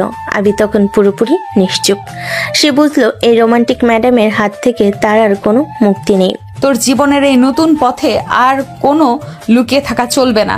আমি শুধু 1 মাসের রিহার্সেল শেষ করতে চাই। কাল সকালে আমি আমার ব্যাপারটা বাবা মাকে জানাবো। এত তাড়াতাড়ি? খালামণি খালু তারা কি বলবেন? আমি তৃষা, আমি যখন কোনো সিদ্ধান্ত নেই তখন কেউ প্রশ্ন করে না। আর শোন, তোর বাবা মাকেও রাজি করানোর দায়িত্ব আমার। তুই শুধু আমার পাশে থাকবি। তিশা তখন আবিরের ঠোঁটে একটা দীর্ঘ তীব্র চুম্বন করলো। এই চুম্বন ছিল শাসনের নয়, এটা ছিল অধিকারের, অঙ্গীকারের। আবিরও এবার আর নিজেকে সরিয়ে নিল না। সে বুঝতে পারল তার রোমান্টিক কয়েদি জীবন শেষ। এখন থেকে শুরু হলো সিনিয়র পুলিশ ম্যাডামের রোমান্টিক বউ হওয়ার পথ। এখন চল, আজ রাতে তুই শুধু আমার বুকে ঘুমাবি না, তুই আমার হাত শক্ত করে ধরে রাখবি। এটাই আমাদের নতুন জীবনের প্রথম নিয়ম। আবির তখন মাথা নেড়ে সম্মতি দিল। তার সমস্ত রাগ বা ভয় এখন এক অদ্ভুত ভালোবাসার কাছে হার মেনেছে। সে তিশার হাত ধরে বিছানার দিকে এগিয়ে গেল। এখন দেখা যাক তিশার এই অপ্রত্যাশিত ঘোষণার পর তাদের পরিবারে কি প্রতিক্রিয়া হয় এবং আবির কি অবশেষে নিজেকে তিশার প্রেমিক হিসেবে মেনে নিতে পারে। সকলের আলো যখন তিশার রুমে প্রবেশ করলো তখন আবির তিশার বুকে নিশ্চিন্তে ঘুমাচ্ছে। তিশা আগে সিদ্ধান্ত নিয়েছিল আজ সে অফিসে যাবে না, আজই হবে তার জীবনের সবচেয়ে গুরুত্বপূর্ণ ডিউটি, ভালোবাসার স্বীকৃতি আদায়। আবির যখন জেগে উঠল তিশা হাসি মুখে তাকে তার কর্তব্য 2 বার আই লাভ ইউ মনে করিয়ে দিল। চল আবির, আজ আমাদের নতুন জীবনের প্রথম দিন, আজ আর কোনো লুকোচুরি নয়।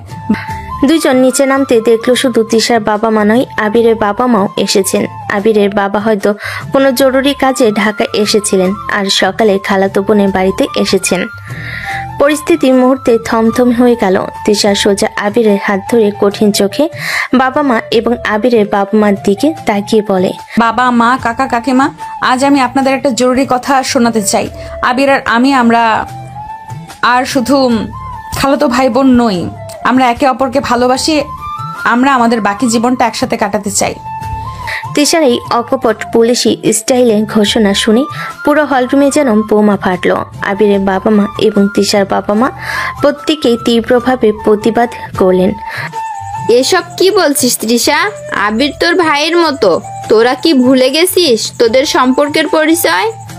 এসব কি শোনাচ্ছেন আপনারা? আমার ছেলে, আমি ওকে এখানে পড়তে পাঠিয়েছি, এইসব নোংরা কাজের জন্য নয়।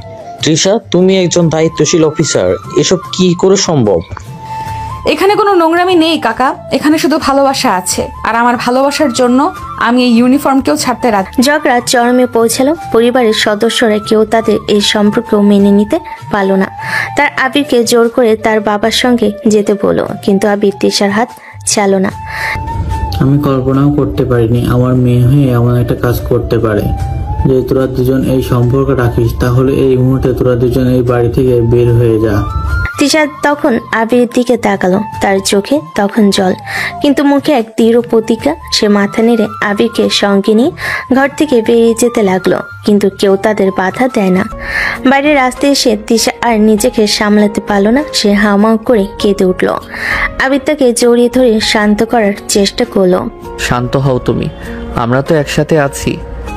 তিশা তখন আবিরকে জড়িয়ে ধরে। তিশা, না, আর এই শহরে থাকবো না। এই শহরে নিজের ভালোবাসার কারণে বাড়ি ছাড়া হয়েছি। আমি আমার ভালোবাসা নিয়ে অনেক দূরে চলে যাব, যেখানে কেউ আমাদের বিচার করবে না। তখন আবিরের হাত ধরে সোজা বাস স্ট্যান্ডে চলে গেল। তার পুলিশের তৎপরতা আবার ফিরে এলো। দ্রুত টিকিট কেটে তারা বাসে উঠল। গন্তব্য রাজশাহী। তিশার ব্যাংক অ্যাকাউন্টে প্রায় 4 লাখ টাকার মতো জমানো আছে। বাসে যেতে যেতে তিশা আবিরের হাত শক্ত করে ধরে তার কাঁধে মাথা রাখলো। আবির, আমি আর এক মুহূর্ত দেরি করতে চাই না, চল আজকেই আমরা বিয়ে করব। আমাদের সম্পর্কটাকে স্বামী স্ত্রী স্বীকৃতি দেওয়া ছাড়া আমার শান্তি হবে না। ঠিক আছে, তুমি তোমার যা ইচ্ছা তাই হবে। রাজশাহীতে পৌঁছাতে তারা ট্যাক্সি নিয়ে সরাসরি একটি কাজী অফিসে গেল। সেখানে তারা তাদের ধর্মীয় ও আইনি মতে বিবাহ সম্পন্ন করলো। বিয়ে শেষ করে তারা দুজন নিজেদের স্বামী স্ত্রী হিসেবে ঘোষণা দিল। বিয়ের পর তারা একটি ভালো হোটেলে উঠল। সেখানে নতুন বাসা ভাড়া নিতে কিছুটা সময় লাগবে, কারণ শহরটা চেনার একটা ব্যাপার আছে। হোটেল রুমে ঢুকেই তিশা আবিরের হাত থেকে তার ফোনটা নিল, তারপর নিজের ফোনটা নিল। এই দুটো জিনিসই আমাদের দুর্বল করে তুলতো। অতীতকে ভুলে যেতে হবে। তিশা এরপর মেঝেতে দুজনের ফোন সজোরে আছড়ে ভেঙে ফেল, সেগুলো ফেলে দিল। অতীতের সব বাঁধন যেন সেই ফোনগুলোর সাথে চুরমার হয়ে গেল। এই চরম পদক্ষেপের পর তিশা নিজেকে ধরে রাখতে পারল না। সে বিছানায় শুয়ে আবারও কান্না শুরু করলো। আবির তখন তিশাকে শান্ত করার চেষ্টা করলো। এই, এখন আর কাঁদতে নেই। আমার পুলিশ ম্যাডাম এত দুর্বল কেন? তিশার কান্না কিছুতেই থামছিল না। আবির তখন আর কোনো কথা না বলে তিশার ঠোঁটজোড়া দখল করে নিল। আবিরের এই অপ্রত্যাশিত আগ্রাসনে তিশা কান্না থামিয়ে দিল। 3 মিনিট পর আবির তাকে ছেড়ে দিয়ে বলল, তুমি হয়তো ভুলে গিয়েছো আজকে আমাদের বাসর রাত, আর তুমি কেঁদে কেঁদে বাসর ঘরটা খারাপ করছো। আমার স্ত্রী কান্না করবে আর আমি চুপ করে থাকবো? এবার শাস্তি হবে। আবিরের এই কথা শুনে তিশার চোখে জল মুছে গেল, আর চোখে ফিরে এলো সেই পুরনো তেজ আর অধিকারবোধ। সে ধাক্কা দিয়ে আবিরকে বিছানায় ফেলে দিল। তারপর উপরে বসে আবিরের ঠোঁটজোড়া আবার দখল করে নিল। আবির তিশাকে কোনো বাধা দেয় না। আবির তিশার জামার বোতাম খুলে দেয়। তিশা আবিরের ঠোঁট ছাড়ার কোনো নামগন্ধ নেই। আবির তিশাকে নিচে ফেলে তিশার ড্রেস খুলে ফেলে। তারপর শুরু হয় তাদের ভালোবাসার গভীর সম্পর্ক। তিশা আবিরকে শক্ত করে তার বাহুডরে চেপে ধরে। এভাবেই 2 ঘন্টা চলে যায়। 2 ঘন্টা পর তিশা আবিরের বুকের উপর শুয়ে আছে, কিন্তু ক্লান্ত, কিন্তু অনেকটা সন্তুষ্ট। আবির তিশার চুলে হাত বুলিয়ে দিচ্ছে। তুমি কি জানো আমি তোমাকে কতটা ভালোবাসি? আজ তুমি প্রমাণ করলে আমার সব সিদ্ধান্ত সঠিক ছিল। তুমি আমার স্বামী। আমিও তোমাকে ভালোবাসি। তবে আমার একটা প্রশ্ন আছে। কি? আমরা কি এখন থেকে শুধু বউ আর স্বামী হিসেবে থাকবো, নাকি আমার পুলিশ ম্যাডামের শাসন এখানেও চলবে? এখানে কোনো পুলিশের শাসন নেই। মূল কথা, আমি পুলিশের চাকরিটি ছেড়ে দিচ্ছি আর এই চাকরি করব না। আর এখন থেকে আমাদের নতুন সংসার। এখানে শুধু ভালোবাসা, আবেগ আর তৃপ্তি আছে। তুমি রাজি? হ্যাঁ রাজি। হ্যাঁ রাজি। আমি শুধু তোমার আর তুমি শুধু আমার।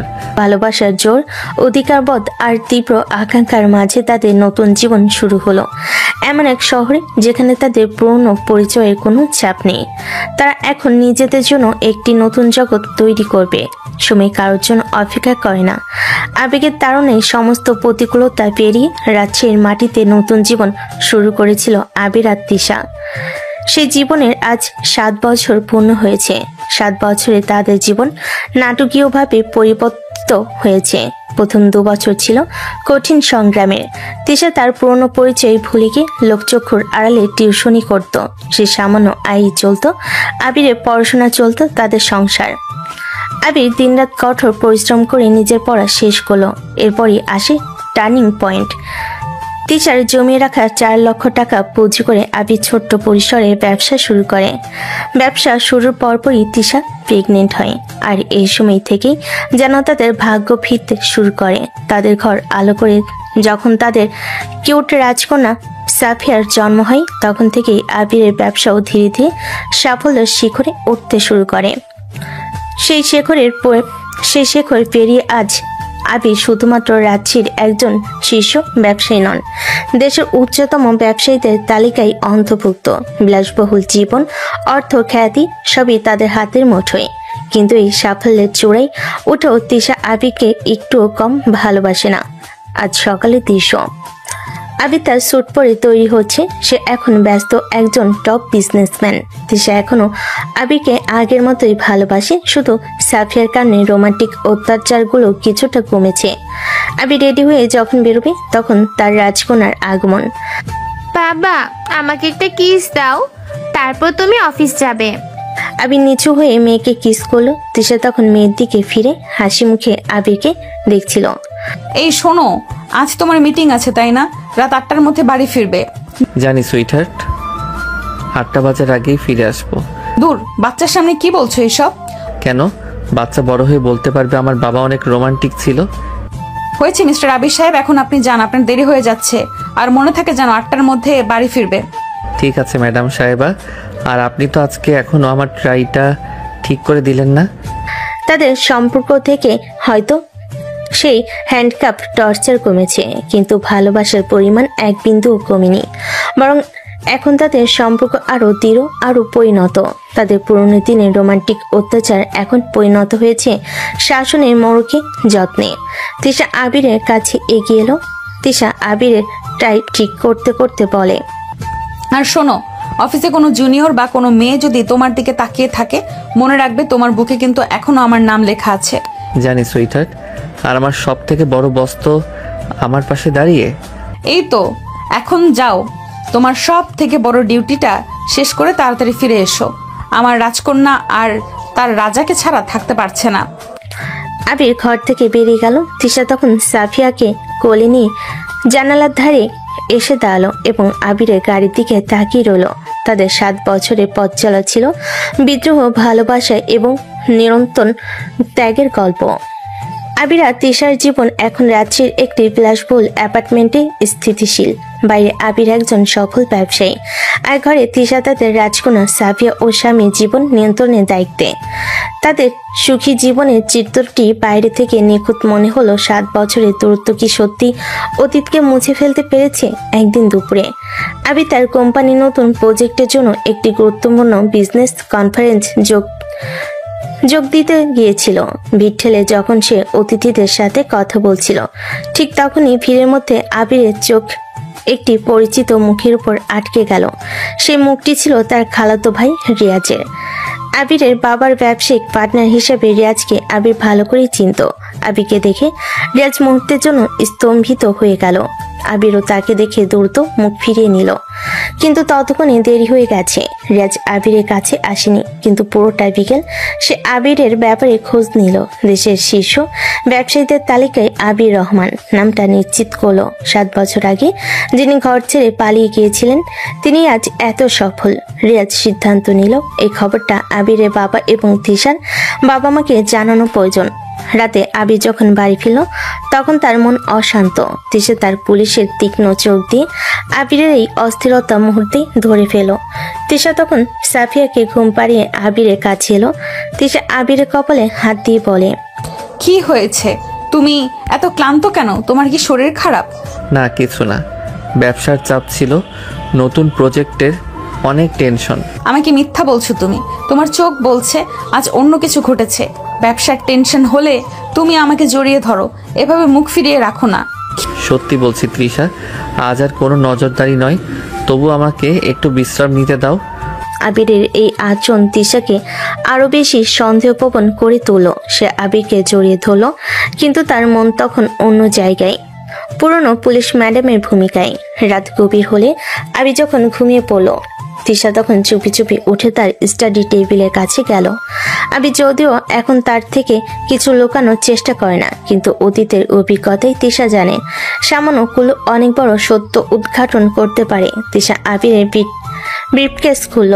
ব্যবসার বিভিন্ন কাগজের মধ্যে একটি বিজনেস কনফারেন্সে ভিজিটর লিস্টে তার চোখ আটকে গেল। লিস্টের এক জায়গায় আবিরের হাতে লেখায় একটি নাম চিহ্নিত করে, রিয়াজ ভাই। কি রিয়াজ? রিয়াজ আবিরের বাবা এবং তিশার বাবা মার খুব কাছের মানুষ ছিল। রিয়াজের সাথে আবিরের দেখা হওয়া মানেই তাদের এই 7 বছরে লুকানো জীবন আর লুকানো থাকবে না। তিশার মুখটা কঠিন হয়ে গেল। তার সমস্ত রোমান্টিকতা এক মুহূর্তে কঠোর পুলিশি কর্তব্যে রূপান্তরিত হলো। তিশা তখন আবিরের দিকে তাকালো, যে মানুষটি তাকে এত শান্তি এত সুখ এনে দিয়েছে, আজ তারই জন্য তাকে আবার কঠোর হতে হবে। সে জানে রিয়াজ যখন খবর দেবে তখন ঝড় অনিবার্য। তিশা আবিরের পাশে এসে বসলো। সে আবিরের ঘুমন্ত মুখে হাত বোলাতে বোলাতে দৃঢ় কণ্ঠে বলল, আমরা 7 বছর সবার থেকে দূরে ছিলাম, কিছুই হয়নি। পরিবার কখনো আমাদের ভালোবাসায় বাধা দিতে পারেনি, আর ভবিষ্যতেও পারবে না। তিশা তখন আবিরের কপালে চুম্বন করে সিদ্ধান্ত নিল তাদের এই ভালোবাসার যুদ্ধ এখনো শেষ হয়নি। কাল সকাল থেকে শুরু হবে এক নতুন লড়াই, যেখানে তাদের আর লুকানোর জায়গা থাকবে না। এখন আবির আর তিশা কি তাদের অতীতকে সামনে থেকে মোকাবিলা করবে, নাকি রিয়াজের কাছ থেকে পুরো পরিবার খবর জানার আগে তাদের নতুন কোনো পদক্ষেপ নিতে হবে? গত রাতে রিয়াজের নাম আবিষ্কার করার পর তিশা সিদ্ধান্ত নিয়েছিল সকালে উঠে আবিরকে জিজ্ঞাসাবাদ করবে, কিন্তু যখন তার ঘুম ভাঙল, আবির তখন তাকে শক্ত করে জড়িয়ে ধরে আছে। 7 বছরের সংসার এবং সাফিয়ার জন্ম তাদের সম্পর্ক এক গভীর শান্তি এনে দিয়েছে, যা এক মুহূর্তে সব উদ্বেগ ভুলিয়ে দেয়। ওঠো আবির। তিশা ডাকে আবির ঘুম থেকে ওঠে। তিশার কপালে চুমু দিয়ে বলে, গুড মর্নিং সুইটহার্ট, আজ এত সকালে কেন উঠলে? আজ তো আমার ছুটির দিন। তিশা তখন রিয়াজের কথা জিজ্ঞেস করার জন্য মুখ খুলতে যাচ্ছিল, কিন্তু আবিরের চোখের দিকে তাকিয়ে তার প্রশ্নটা যেন ঠোঁটে আটকে গেল। জানি তৃষা, কিন্তু আমার ম্যাডামকে তো আর কোনো অফিস থেকে ছুটি নিতে হয় না। আবির তিশাকে আরো কাছে টেনে নিয়ে চোখে গভীর ভালোবাসা। আমার কাছে পৃথিবীর সব থেকে সুন্দর ডিউটি হলো তোমার পাশে এভাবে থাকা। আবির তখন তিশার ঠোঁটজোড়া দখল করে নিল। তিশার চোখ বন্ধ করে সেই চুম্বনে সাড়া দিল। তাদের এই একান্ত মুহূর্তটি প্রায় মিনিট খানেক স্থায়ী হলো। কিস? তোমরা একা কেন কিস করছো? সাফিয়ার আওয়াজ শুনে আবির আর তিশা দ্রুত নিজেদের সরিয়ে নিল। তার দুজনেই হেসে ফেল। সাফিয়া তখন তাদের দেখছিল, তার চোখে রাজ্যের বিস্ময় আর কৌতূহল। আমিও কিস করতে চাই, আমাকেও কিস করো। তোমরা লুকিয়ে লুকিয়ে কিস করছো কেন? তিশা তখন হেসে সাফিয়াকে কোলে নেয়। ও, তোমার নজর তো দেখি বাবার থেকেও বেশি তীক্ষ্ণ। এটা তো তোমার রুলস। আরে বাবা, তোমার মা তো সব থেকে বড় গোয়েন্দা, এখন তুমিও আমাদের উপর নজরদারি করবে। হ্যাঁ, তোমরা লুকিয়ে কিস করবে না, এটা আমার রুলস। আবির আর তিশা একে অপরের দিকে তাকিয়ে হাসলো। তাদের রাজকন্যা যেন তাদের অতীতের রোমান্টিক শাসনে উত্তরাধিকারী। গতরাতে রিয়াজকে নিয়ে যে উদ্বেগ ছিল, এই মিষ্টি পারিবারিক আনন্দের কাছে তা যেন ক্ষণিকের জন্য চাপা পড়ে গেল। তিশা তখন আবিরকে বলল, চলো, তুমি আজ ছুটির দিন, আমরা তিনজন মিলে আজ বাইরে ডিনার করব। এখন তুমি যাও, সাফিয়াকে ফ্রেশ করিয়ে দাও। আবির তার রাজকন্যাকে কোলে নিয়ে বাথরুমে চলে গেল। তিশা তখন বিছানায় বসে তাদের দুজনের সুখী মুখ দেখছিল। রিয়াজের কথা হয়তো সে ভোলেনি, কিন্তু এই মুহূর্তে তার কাছে পারিবারিক শান্তি সবচেয়ে দামি। আবির আর তিশার সুখী জীবনের সময় এভাবেই কাটতে থাকে। 2 দিন পর আজ শনিবার। আবির সবসময় তার অফিস শুক্র এবং শনিবার বন্ধ রাখে। শুক্রবার বিশ্রাম আর শনিবার পরিবারের জন্য। রুটিন মতো আজও সকাল সকাল তারা তৈরি। আবির গাড়ি না নিয়ে বাইক বের করলো। আবির চালাবে, মাঝখানে সাফিয়া শক্ত করে বাবাকে জড়িয়ে ধরে, আর পিছনে বসে আছে তিশা, যার বাহু আবিরের কোমরে জড়ানো। সারাদিন ধরে তারা রাজশাহীর বিভিন্ন পার্কে ও রেস্তোরাঁয় ঘুরল। সাফিয়ার হাসিতে ভরে রইল চারিদিক। মুক্ত বাতাসে বাইক চালানোর সময় তিশা আবিরের কানে ফিসফিস করে কিছু রোমান্টিক কথা বলল, যা শুনে আবির হেসে উঠল। তাদের জীবন এখন পরিপূর্ণ। বিকেল 5টার দিকে তারা বাড়ি ফিরল। আবির বাইক নিয়ে যখন তাদের বিশাল গেটের সামনে দাঁড়ালো, তখন তারা দুজনেই অবাক হয়ে গেল। গেটের বাইরে দাঁড়িয়ে আছে 4 জন মানুষ, আবিরের বাবা মা এবং তিশার বাবা মা। তাদের চোখে মুখে 7 বছরের যন্ত্রণা, রাগ আর ক্লান্তি স্পষ্ট। তারা গেট দিয়ে প্রবেশ করবে এমন সময় দারুণ ছুটে এলো। স্যার, ম্যাম, এনারা সেই সকাল 10টা থেকে আপনাদের জন্য অপেক্ষা করতেছে। ভিতরে ঢুকতে চাইছিলেন, কিন্তু আমি তো আপনার পারমিশন ছাড়া। আবির বাইক থেকে নামতেই তার বাবা মা এবং তিশার বাবা মা একসঙ্গে তাদের দিকে এগিয়ে আসতে চাইলেন। আবির দ্রুত হাত দিয়ে তাদেরকে কাছে আসতে বারণ করলো। তার মুখ গম্ভীর, কিন্তু সে তার পরিবার, অবস্থান বা খ্যাতি নিয়ে কোনোভাবেই জনসম্মুখে কথা বলতে চায় না। তিশা তখন দ্রুত আবিরের কানে কানে ফিসফিস করে বলল, আবির, এখানে কোনো রিয়েক্ট করো না প্লিজ। অনেক মানুষ আছে, দারোয়ান দেখছে, প্রতিবেশীরাও দেখছে হয়তো। তোমার সম্মান এখন গুরুত্বপূর্ণ। ওনাদের ভেতরে নিয়ে এসো, ভেতরেই সব কথা হবে। শান্ত থাকো। তিশার এই শান্ত কৌশলপূর্ণ আদেশ শুনে আবির মুহূর্তে নিজেকে সামলে নিল। সে জানে এই মুহূর্তে তিশার পুলিশি কৌশল সবচেয়ে বেশি দরকার। আবির তখন দারোয়ানকে ডাকলো। জি স্যার, বলেন।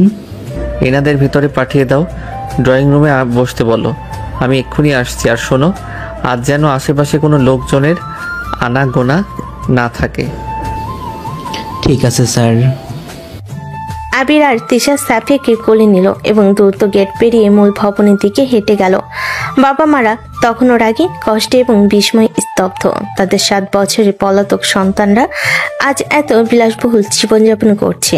তারা বাধ্য হলেন দারোয়ানের দেখানো পথে ড্রয়িং রুমের দিকে যেতে। তিশার আবির নিজেদের রুমে ঢুকলো। রাজকন্যা সাফিয়াকে তার সাফিয়ার কেয়ারটেকারের কাছে দিয়ে তার এক মুহূর্তের জন্য মুখোমুখি হলো। তুমি শান্ত আছো তো? আমি শান্তই আছি আবির। ভালোবাসার যুদ্ধে কখনো হার মানিনি, তাই আজ পর্যন্ত কেউ হারাতে পারেনি। এখন আবির আর তিশা তাদের 7 বছরের দাম্পত্যের অভিজ্ঞতা ও ভালোবাসা নিয়ে পরিবারের মুখোমুখি হতে যাচ্ছে। এই কঠিন পরিস্থিতিতে তাদের সম্পর্ক কি টিকে থাকবে, নাকি আবারও ভাঙন ধরবে? আবির আর তিশা যখন ড্রয়িং রুমে প্রবেশ করলো, তাদের চোখে মুখে ছিল 7 বছরের কঠিন অভিজ্ঞতা আর আজকের দিনে দৃঢ়তা। আবির আর তিশার বাবা মা রাগে নয়, বরং এক গভীর অনুশোচনা নিয়ে বসে আছেন। আবিরের সফলতা আর তিশার আত্মবিশ্বাসী চেহারা দেখে তারা মুহূর্তেই বুঝে গেলেন সেই দিন তাড়াহুড়ো করে তারা কত বড় ভুল করেছিলেন। আবির আর তিশা দাঁড়ালো। দীর্ঘ নীরবতা ভেঙে তিশার বাবা, যিনি সেদিন তাদের বাড়ি থেকে বের করে দিয়েছিলেন, তিনি প্রথম কথা বলেন। তিশা, আবির, আমরা ভুল করেছিলাম, আমাদের ক্ষমা করে দে। আমাদের ক্ষমা করে দাও। আমরা তোমাদের বুঝতে পারিনি। আমাদের অহংকার, আমাদের সামাজিক ভিত্তি তোমাদের ভালোবাসাকে অস্বীকার করেছিল।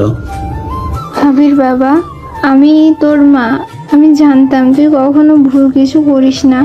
শুধু সমাজের ভয়ে আমরা তোমাদের দূরে ঠেলে দিয়েছি। তোমরা আমাদের ক্ষমা না করলে আমরা শান্তি পাবো না। আবির আর তিশা একে অপরের দিকে তাকালো। তাদের মনে গভীরে জমে থাকা 7 বছরের কষ্ট, উপেক্ষা আর যন্ত্রণা। আবির কিছু বলতে যাচ্ছিল, কিন্তু তিশা তাকে হাত দিয়ে থামিয়ে দিল। ক্ষমা? 7 বছর ধরে আমরা প্রতিদিন ক্ষমা চেয়েছি কিন্তু পাইনি। আজ যখন আমরা সফল তখন আপনারা ক্ষমা চেয়েছেন? একটু সময় নিন। আবির আর তিশা তখনও নিজেদের সিদ্ধান্তে অটল। বাবা মারা যখন আবারও তাদের কাছে ক্ষমা চাওয়ার জন্য উঠে দাঁড়ালেন, ঠিক তখনই ঘটল সেই অপ্রত্যাশিত ঘটনা। দরজার কাছ থেকে ছোট্ট একটি ললিপপ হাতে নিয়ে হেঁটে এলো সাফিয়া। বাবা, মা, তোমরা কেন এই আঙ্কেল আন্টিদের সাথে রাগ করছো? সাফিয়ার মিষ্টি আওয়াজে সবাই চমকে উঠল। আবির আর তিশা হাসি মুখে তাদের রাজকন্যাকে কাছে ডাকলো।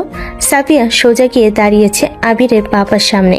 সাফিয়া আবিরের বাবার দিকে ললিপপ এগিয়ে দিয়ে বলে, আঙ্কেল, তুমি কাঁদছো কেন? এটা নাও, এটা খেলে আর রাগ করবে না। সাফিয়ার এই সহজ সরল নির্ভেজাল মিষ্টি ব্যবহার দেখে আবির ও তিশার বাবা মার চোখে আবারও জল ভরে গেল। তারা তাদের নাতি নাতনিকে দেখেনি, তার অস্তিত্ব জানতেন না। সাফিয়ার এই নিষ্পাপ কাণ্ড দেখে আবির ও তিশার চোখে বাঁধও ভেঙে গেল। তিশা তখন আবিরের দিকে তাকালো। এইবার ক্ষমা করে দাও তুমি। এই ছোট মানুষটার শান্তির জন্য অনেক হয়েছে। আমাদের মনে কি থাকবে সেটা জানি না, কিন্তু সাফিয়া অনেক খুশি হবে। তুমি যখন বলছো তখন তাই হবে। আমি আমার স্ত্রী আর সন্তানের জন্য সব করতে পারি। আবির ও তিশা তখন একসঙ্গে এগিয়ে গিয়ে তাদের বাবা মাদের জড়িয়ে ধরল। 7 বছরের সব রাগ, ক্ষোভ আর কষ্ট যেন সেই আলিঙ্গনে দূর হয়ে গেল। আমার মা, আমার মেয়ে, তোরা সুখে থাক। পারিবারিক পুনর্মিলনের এই মিষ্টি দৃশ্যের মাঝেও সাফিয়ার দুষ্টামি শুরু হলো। সে আবিরের টাই ধরে টানতে টানতে বলল, বাবা, এই আঙ্কেল আন্টিরা তো খুব ভালো। আমরা সবাই মিলে আজ পার্কে যাব। এই মুহূর্তে সবার নজর চলে গেল সাফিয়ার দিকে। এতক্ষণ সাফিয়া এত কাণ্ড করলো কেউ এত গুরুত্ব দিয়ে শোনেনি, কিন্তু এবার যখন সাফিয়া আবির আর তিশাকে বাবা মা বলে ডাকে, সেটা সবাই শুনে নেয়। আবির বাবা মা এবং তিশার বাবা মা তখন তারা সবাই একে অপরের দিকে তাকালেন। আবির, এই মিষ্টি মেয়েটা কি তাহলে? হ্যাঁ, ইনি আপনাদের নাতনি, আমাদের রাজকন্যা সাফিয়া রহমান। নাতনি কথাটি শোনা মাত্রই 4 জন মানুষ যেন স্থির হয়ে গেলেন। তাদের চোখে জল ভরে গেল। 7 বছর আগে যে ভালোবাসাকে তারা অস্বীকার করেছিলেন, আর সেই ভালোবাসার ফলস্বরূপ তাদের সামনে দাঁড়িয়ে তাদের নিজেদের হৃদয়ের টুকরো। তিশার মা দ্রুত এগিয়ে গিয়ে সাফিয়াকে কোলে তুলে নিলেন। তাদের রক্তকে এতদিন তারা তাদের থেকে দূরে ঠেলে রেখেছিল। আমার নাতনি, আমি এই জীবনে কখনো কল্পনাও করিনি আমি তোমাকে 7 বছর দেখতে পারিনি মা। কি মিষ্টি! আবির, তৃষা, তোমরা আমাদের সব থেকে বড় উপহার দিয়েছো। ড্রয়িং রুমের পরিবেশ তখন আনন্দ, অশ্রু আর ভালোবাসায় পূর্ণ। 7 বছরের বিরহের পর সিনিয়র পুলিশ ম্যাডামের জোরের ভালোবাসা আজ পূর্ণতা পেল পারিবারিক মিলনে।